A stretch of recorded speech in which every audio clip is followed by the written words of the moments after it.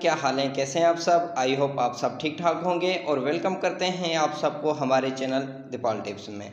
My dear viewers, आज की हमारी इन्फॉर्मेशन नेवोटेव 40 मिलीग्राम कैप्सूल के बारे में होगी। व्यूअर्स, आज हम जानेंगे इस कैप्सूल के फ़ायदे, साइड इफ़ेक्ट और जानेंगे कि कैसे इस कैप्सूल का इस्तेमाल करना है। व्यूअर्स, ये कैप्सूल 20 मिलीग्राम और 40 मिलीग्राम में दस्तयाब होते हैं। तो सबसे पहले हम इस कैप्सूल की कंपोजिशन के बारे में जानते हैं। कंपोजिशन यानी इसका फार्मूला क्या है। इसका फार्मूला इसोएमिप्राजोल है और इस कैप्सूल का जेनरिक काम एंटी अल्सर और एंटी एसिडिटी के लिए इस्तेमाल किया जाता है और जो कंपनी इसको तैयार करती है वो सामी फार्मास्यूटिकल तैयार करती है, जो कि बहुत अच्छी कंपनी है।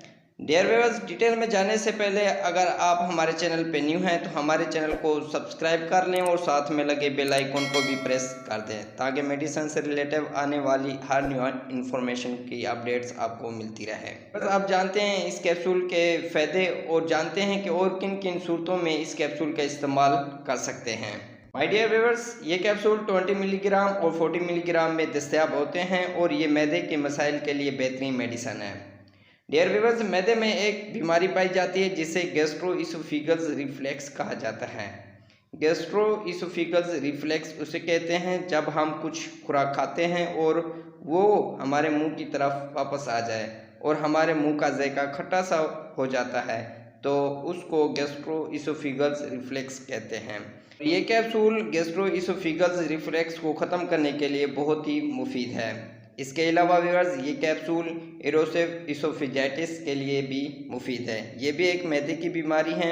इरोसिव इसोफेजाइटिस खुराक की नाली को कहते हैं, जो नाली हमारे मैदे से शुरू होती है और हमारे मुंह तक आती है, उस नाली को इरोसिव इसोफेजाइटिस कहते हैं। बाज़ लोगों की उस खुराक की नाली में ज़ख्म हो जाते हैं एसिडिटी की वजह से या किसी और वजह से, तो इस कैप्सूल के इस्तेमाल करने से खुराक की नाली वो ठीक हो जाएगी। ऐसी बीमारी के लिए ये कैप्सूल बहुत मुफीद है और ये कैप्सूल सीने के जलन के लिए बहुत मौसर है। अगर हमारे मैदे में एसिडिटी बढ़ जाए यानी मैदे में तेज़ाबियत का असर ज़्यादा हो जाए और वो तेज़ाबियत मुँह की तरफ बढ़ रही हो तो उसको सीने का जलन कहते हैं, यानी हार्टबर्न भी कह सकते हैं। तो ये कैप्सूल सीने की जलन के लिए बहुत मुफीद है और इस कैप्सूल से सीने की जलन ख़त्म हो जाएगी। इसके अलावा व्यूअर्स, ये कैप्सूल गैस्ट्रिक अल्सर के लिए मुफीद है। गैस्ट्रिक अल्सर हमारे मैदे में एच पाइलोरी जरासीम होते हैं। एच पाइलोरी बैक्टीरिया होता है जो मैदे में जाते ही गैस्ट्रिक अल्सर बन जाता है। तो व्यूअर्स, गैस्ट्रिक अल्सर के लिए ये कैप्सूल मुफीद है और इससे गैस्ट्रिक अल्सर ख़त्म हो जाएगा। और व्यूअर्स, नेवोटेव कैप्सूल मैदे में तेज़ाब के असर को कम करते हैं और हाजमे की खराबी दुरुस्त करते हैं।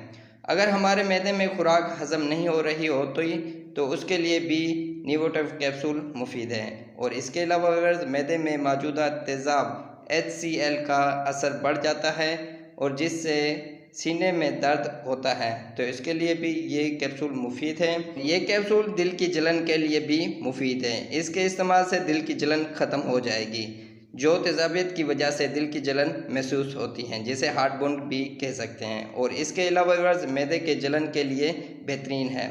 जिस तरह मैंने पहले भी बताया कि जिनके मैदे में एसिड ज़्यादा हो जाता है यानी एसिड की मिकदार बढ़ जाती है, जो हमारे मैदे में हाइड्रोक्लोराइड एसिड होता है, तो इस कैप्सूल के इस्तेमाल से ये मैदे की जलन ख़त्म हो जाएगी।